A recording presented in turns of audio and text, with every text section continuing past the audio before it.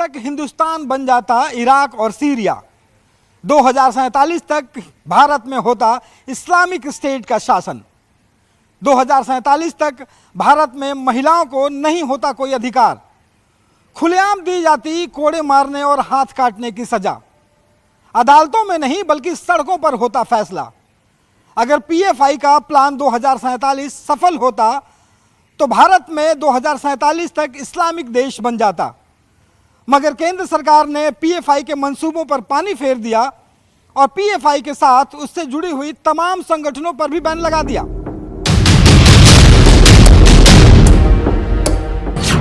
Iraq और Syria बन जाता हिंदुस्तान।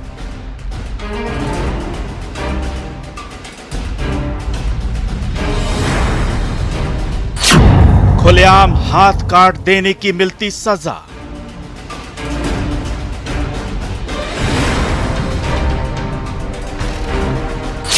काट दिया जाता लोगों का गला।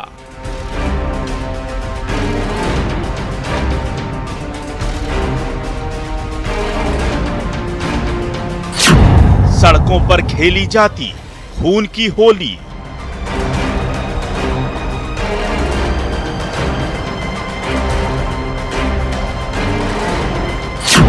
महिलाओं को खुलेआम मारे जाते कोड़े। -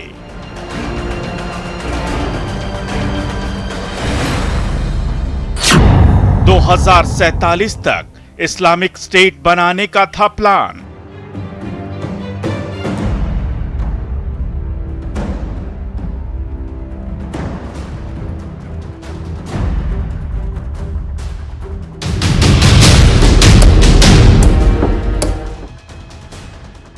लेकिन पीएफआई की यह साजिश कामयाब होती उससे पहले ही खेल हो गया। केंद्रीय जांच एजेंसियों के हाथ पीएफआई के गिरेबान तक पहुंच गए और केंद्र सरकार ने उस पर बैन लगा दिया।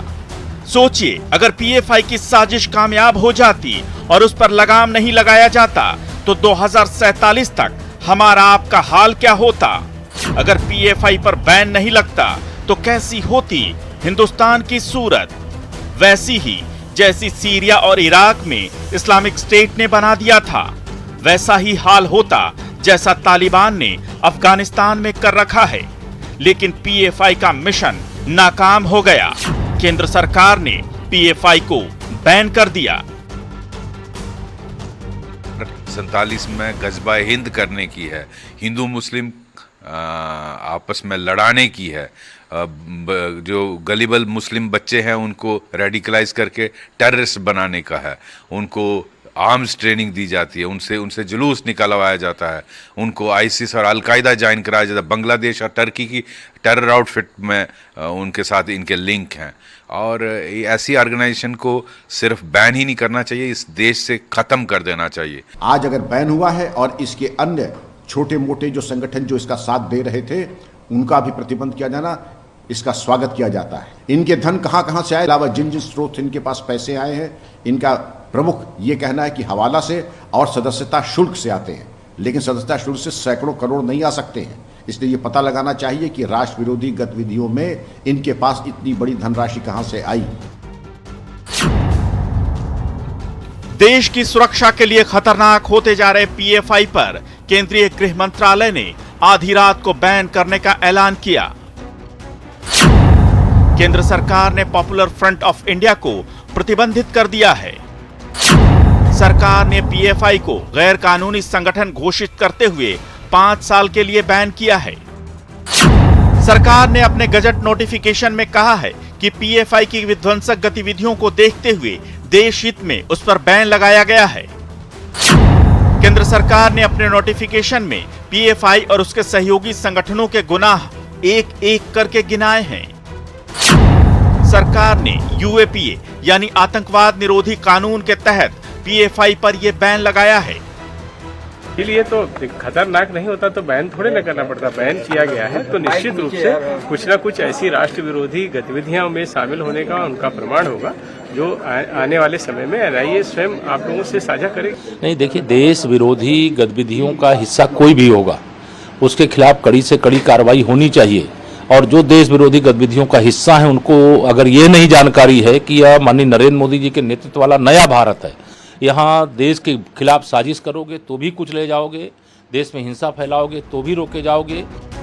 गृह मंत्रालय ने बताया है कि पीएफआई और उससे जुड़े अन्य संगठन किस तरह भारत में आतंक फैलाने का काम कर रहे थे।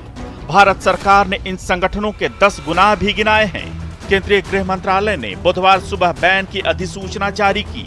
27 सितंबर 2022 वाली अधिसूचना में इन संगठनों के बारे में विस्तार से बताया गया है। पीएफआई पिछले कुछ वक्त से केंद्रीय जांच एजेंसियों के राडार पर था।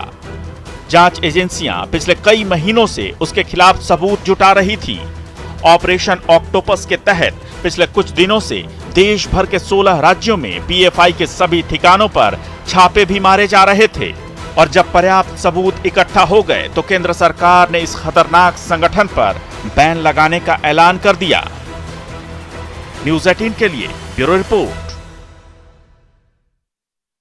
पिछले कुछ दिनों से केंद्रीय जांच एजेंसी लगातार पीएफआई के खिलाफ सबूत जुटा रहे थे। ऑपरेशन ऑक्टोपस के तहत एनआईए लगातार कई राज्यों में छापेमारी भी की और इस छापेमारी के दौरान जो साक्ष्य सामने आए उसके आधार पर केंद्र सरकार ने पीएफआई पर बैन लगाने का ऐलान कर दिया। पीएफआई पर बैन लगाने के साथ ही केंद्र सरकार ने पीएफआई के 10 गुनाह भी गिनाए हैं, जिसमें विदेशी फंडिंग और आतंकी कनेक्शन शामिल है।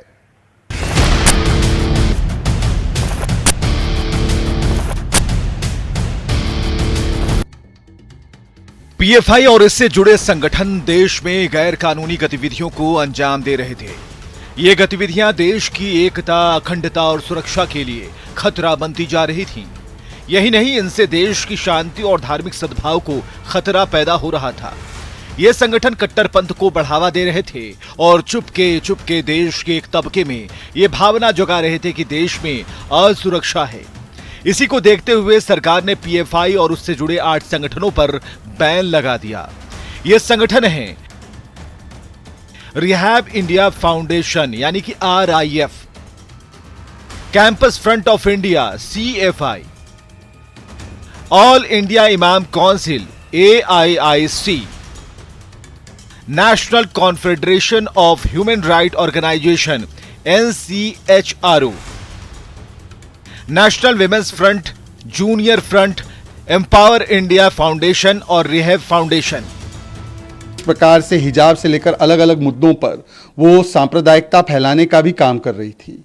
तो इस प्रकार के आतंकी संगठन पर जब हमारी देश की सुरक्षा एजेंसियों ने लगातार तमाम तारों को जोड़कर, तथ्यों को, साक्ष्य को इकट्ठा करके, लगातार रेड करके और जिस प्रकार से सारे फैक्ट्स को इकट्ठा करने के बाद ये कड़ा और ऐतिहासिक निर्णय लिया है, तो इसका स्वागत होना चाहिए। पीएफआई पे जिस प्रकार से बैन लगाया गया है, जो बैन लगा है 5 वर्ष के लिए लगा है, ये हमेशा के लिए लग जाएगा और अगर वो नहीं सुधरे तो और इस प्रकार की गतिविधियां रही तो ये देश में, भारत में ये स्वीकार्य नहीं है। किसी भी प्रकार का आतंकवाद स्वीकार भारत में नहीं है। अब जरा पीएफआई के कुकर्मों की लिस्ट पर एक नजर डाल लीजिए। पीएफआई और इसके कैडरों के खिलाफ विभिन्न राज्यों में 1300 से ज्यादा आपराधिक केस हैं। पीएफआई के संबंध अंतर्राष्ट्रीय आतंकी संगठनों से रहे हैं। इसके कैडर ISIS की तरफ से लड़ने के लिए सीरिया, इराक और अफगानिस्तान तक गए। प्रतिबंधित संगठन सिमी और जमात उल मुजाहिदीन बांग्लादेश से संबंध के आरोप हैं। खतरनाक आतंकी संगठन ISIS से भी लिंक के आरोप हैं। केरल के जंगलों में पीएफआई कैडरों ने मिलिट्री ट्रेनिंग कैंप बना रखा था। गरीब और मध्यम आय वर्ग के मुस्लिम लड़कों को हिंदू विरोधी मानसिकता के साथ पीएफआई ट्रेनिंग देता है। पीएफआई खुद को सामाजिक संगठन कहता है, लेकिन कई राज्यों में RSS कार्यकर्ताओं की हत्या तक में पीएफआई कैडरों का हाथ रहा है। केरल के एक प्रोफेसर का हाथ भी पीएफआई कैडरों ने ही काटा था। खतरनाक हथियार और गोला बारूद रखने के मामले में पीएफआई के 41 कैडरों को कोर्ट ने सजा भी सुनाई है। भारत के कई राज्यों और विदेशों से पीएफआई को फंडिंग होती है। देश की सुरक्षा और अखंडता के लिए खतरा पैदा करने का आरोप है। देश की शांति और धार्मिक सद्भाव के लिए खतरा पैदा करने का आरोप है। पीएफआई और इससे जुड़े संगठन देश में आतंकवाद का समर्थन कर रहे हैं। देश की संवैधानिक शक्ति के प्रति असम्मान का आरोप है। ये संगठन चुपके चुपके देश के एक तबके में असुरक्षा की भावना को बढ़ाकर कट्टरपंथ को बढ़ावा दे रहा था। आरोप बेहद गंभीर हैं, बावजूद इसके एआईएमआईएम अध्यक्ष असदुद्दीन ओवैसी को केंद्र सरकार के इस फैसले से ऐतराज है।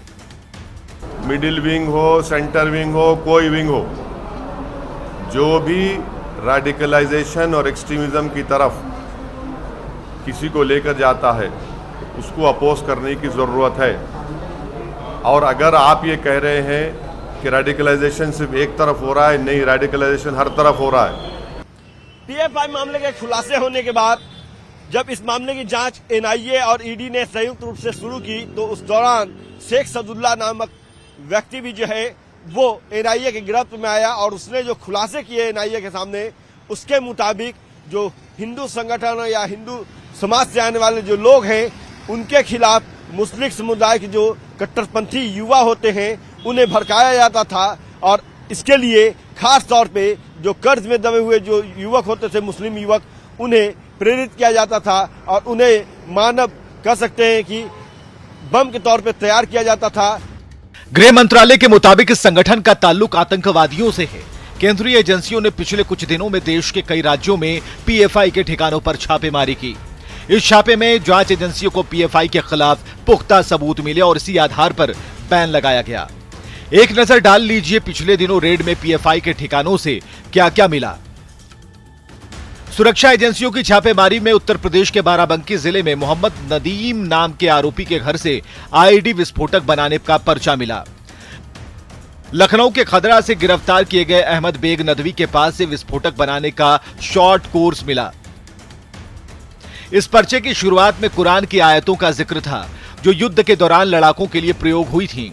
तमिलनाडु में बरकतुल्लाह के घर से सुरक्षा एजेंसियों ने 2 वायरलेस जैसा लॉन्च डिवाइस बरामद किया था। बेंगलोर के शाहिद खान के घर से रेड के दौरान भारी मात्रा में कैश बरामद हुआ। इस कैश में 500 और 2000 के नोट शामिल थे। कोलकाता में पीएफआई के ऑफिस पर हुई छापेमारी में गाइडलाइन की किताबें बरामद हुई थीं। महाराष्ट्र में हुई छापेमारी के दौरान पीएफआई के प्रदेश अध्यक्ष इरफान मिली के घर से पीएफआई की टी-शर्ट और उसी से संबंधित किताबें मिली थीं। इसके अतिरिक्त सुरक्षा एजेंसियों का मानना है कि उन्हें आईएसआईएस और गजवाए हिंद से जुड़े साहित्य के साथ भड़काऊ सीडी भी मिली है। सुरक्षा एजेंसियों का यह भी मानना है कि छापेमारी की भनक लगते ही आरोपियों द्वारा कई सबूत नष्ट कर दिए गए हैं। जांच एजेंसियों ने 22 और 27 सितंबर को पीएफआई और उससे जुड़े संगठनों पर ताबड़तोड़ छापेमारी की थी। 2 राउंड की ताबड़तोड़ छापेमारी में 2 दिन में 278 गिरफ्तारियां हुई थीं। Bureau report, news 18। आखिर एक संगठन जो महज 1.5 दशक पहले अस्तित्व में आया, कैसे वो भारत के आंतरिक सुरक्षा के लिए इतना बड़ा खतरा बन गया? कैसे पीएफआई ने महज 16 सालों में देश के 23 अलग अलग राज्यों में अपना पांव पसार लिया? कैसे इस खतरनाक संगठन ने विदेशी फंडिंग के जरिए अपने आतंकी मंसूबों को अंजाम देना शुरू कर दिया? पीएफआई ने वर्ष 2047 तक भारत को इस्लामिक राष्ट्र बनाने का मंसूबा पाला।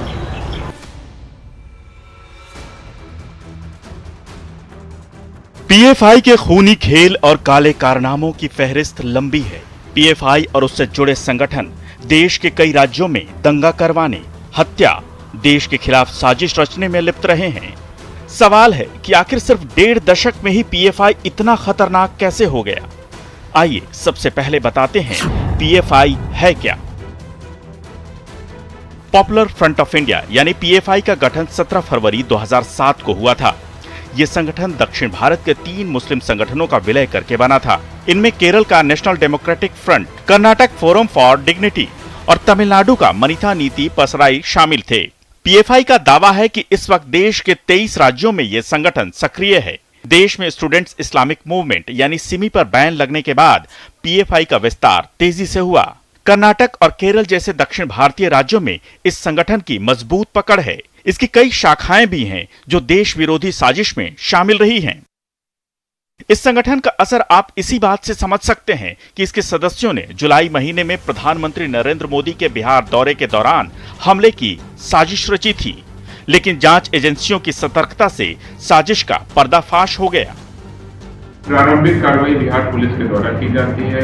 सर्च हो, छापामारी हो, प्राथमिकी हो और अरेस्टिंग हो। उसमें से कुछ कांडों को एनआईए के द्वारा अग्रतर अनुसंधान के लिए लिया गया है। ये जो छापामारी अभी हाल फिलहाल में हुई है, इसमें एनआईए की टीम आई थी, तो उसके बारे में वो बता सकते हैं। और बाकी सभी कांडों में प्रारंभिक रूप से सारा का सारा कार्य बिहार पुलिस के द्वारा किया गया है। सवाल है कि इतने खतरनाक संगठन को सिर्फ 5 साल के लिए ही क्यों बैन किया गया? इस पर पूरी तरह से प्रतिबंध क्यों नहीं लगाया गया? क्या 5 साल के बाद फिर से यह संगठन संचालित होने लगेगा? आइए इसे समझते हैं। दरअसल एनआईए की प्रारंभिक जांच के आधार पर गृह मंत्रालय ने पीएफआई पर बैन का ये आदेश जारी किया है। अभी इसकी जांच जारी है और चार्जशीट फाइल की जानी है। प्रारंभिक जांच में कई अहम सबूत मिले हैं, जिसके आधार पर यह बड़ा एक्शन हुआ है।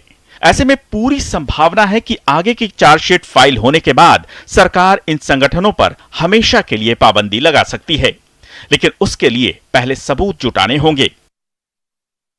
सुरक्षा से जुड़े विशेषज्ञों और कानूनी जानकारों का मानना है कि किसी भी संगठन को खत्म करने के लिए शुरुआती 5 साल काफी अहम होते हैं।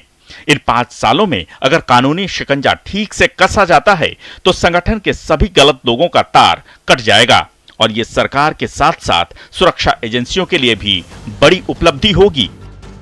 जैसा कि एडीजी पुलिस मुख्यालय जितेंद्र सिंह गंगवार भी कहते हैं कि पीएफआई मामले की जांच भले ही कई मायनों में एनआईए और ईडी अपने स्तर से कर रही है, लेकिन इस मामले का उद्भेदन सबसे पहले बिहार पुलिस ने ही किया था, पटना पुलिस ने ही किया था। और इस मामले में अभी भी पटना पुलिस के अनुसंधान जो है वो खत्म नहीं हुए हैं, अनुसंधान अभी भी जारी है, क्योंकि बिहार पुलिस भी चाहती है कि पीएफआई के जड़ तक अनुसंधान करते हुए पटना पुलिस पहुंच सके और इसमें जो लोग शामिल हैं उनकी गिरफ्तारी जल्द से जल्द सुनिश्चित की जा सके। पीएफआई के मंसूबों का अंदाजा इसी से लगा सकते हैं कि जब पटना पुलिस और केंद्रीय जांच एजेंसियों ने तार खंगालने शुरू किए तो पीएफआई के मिशन 2047 का खुलासा हुआ। फुलवारी शरीफ मामले की जांच में ऐसे पुख्ता दस्तावेज बरामद हुए जिसमें यह खुलासा हुआ कि पीएफआई और उससे जुड़े संगठन 2047 तक भारत को इस्लामिक राष्ट्र बनाने की योजना पर काम कर रहे थे। लेकिन अब केंद्र सरकार के बैन के फैसले के बाद पीएफआई के खतरनाक मंसूबों वाले प्लान हमेशा हमेशा के लिए नेस्तनाबूद हो जाएंगे। न्यूज़ 18 के लिए पटना से अमित कुमार के साथ ब्यूरो रिपोर्ट।